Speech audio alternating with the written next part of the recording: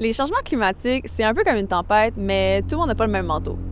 Quand une canicule, un incendie, une inondation ou une catastrophe frappe, les personnes marginalisées qui ont déjà moins de ressources partent avec deux pas en arrière.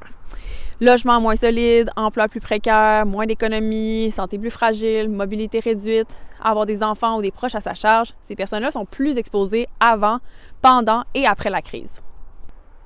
Pendant ce temps, les personnes plus à l'aise financièrement et généralement moins touchées par les inégalités sociales sont mieux équipées pour réagir. Elles ont des assurances, des voitures pour se déplacer rapidement, maisons mieux isolées, un accès rapide aux soins, un réseau d'aide et de l'argent pour se relocaliser temporairement. Elles encaissent le choc et les autres le subissent. Résultat, la catastrophe ne met pas tout le monde à égalité, elle creuse l'écart. Le climat agit un peu comme une loupe, il grossit les inégalités qui étaient déjà là. Il est donc essentiel de reconnaître les inégalités présentes dans nos communautés et d'en tenir compte dans nos actions climatiques. C'est là que l'ADS+ entre en jeu. L'ADS+, c'est un outil qui nous aide à mieux comprendre qui est touché, comment et pourquoi, afin d'adapter nos actions. Ça se fait en 2 étapes. D'abord, on regarde les différences entre les femmes et les hommes. Ensuite, on va plus loin, parce que ni les femmes ni les hommes ne forment un groupe uniforme.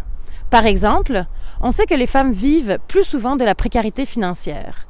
On sait aussi que les personnes en situation de pauvreté ont plus de difficultés à s'adapter au changement climatique. Donc, quand on pense à une action pour les personnes en situation de pauvreté, on sait que les femmes font partie des groupes les plus vulnérables.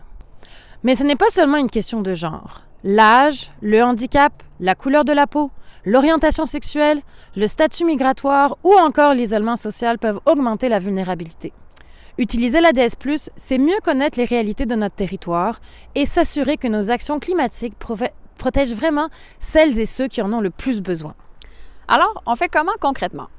D'abord, il faut bien connaître sa population. Tout part de là. Se poser les bonnes questions. Où se trouvent les inégalités sur notre territoire? Qui est le plus touché? Qui a le plus de difficultés à faire face aux aléas climatiques? Pour ça, on ne travaille pas seul. On consulte les organismes qui sont déjà sur le terrain et surtout, on écoute les personnes directement concernées. Une fois qu'on sait qui est le plus vulnérable, on peut orienter nos actions et prioriser ces groupes pour éviter que les inégalités qu'ils vivent déjà soient encore aggravées par une crise climatique. Et c'est là que c'est important à comprendre. Quand on répond aux besoins des groupes les plus marginalisés, on améliore les conditions pour une population beaucoup plus large. C'est un peu comme quand on va à l'épicerie. Quand il y a une rampe d'accès, tout le monde peut l'utiliser. Les personnes en fauteuil roulant, les parents avec une poussette, les personnes âgées, les livreurs. Mais s'il y a juste des marches, certaines personnes sont tout simplement exclues. Enfin, quand on veut bien faire les choses, il faut se donner l'espace et le temps. Du temps pour réfléchir et l'espace pour ajuster nos actions et surtout de la souplesse pour s'adapter aux réalités du terrain. Parce que s'adapter au climat, ça veut aussi dire s'adapter aux personnes.